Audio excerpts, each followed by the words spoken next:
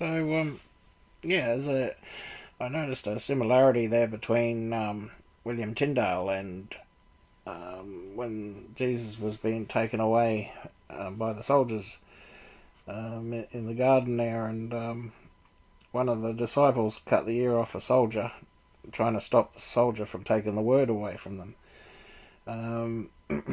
who was Jesus. And you'll see here, William Tyndale was trying to give the word to the world in English so they could understand it. So, the Catholics had theirs in Latin, which was rich people language, and nobody understood that.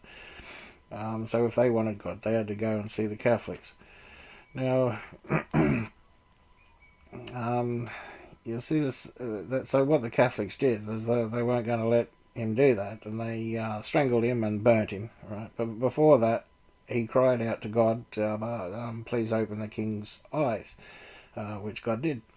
Opened the king's eyes, and the king went and kicked down their door and took all the stuff that he needed, and got all the universities, and gave the world the word. Now, same thing happened in the garden, right? So Jesus said to him, "Put your sword back in its place. If you live by the sword, you die by the sword." He slapped the ear back on that fella. But here in the Catholic Church, right, they killed him, so they lived by the sword. So the Catholic Church died off after that, and the word went out into the world. Similar sort of thing. So you'll see this is 1536. So we're looking at events kicking off around 2026. So you get 2026 minus 1536 equals 490.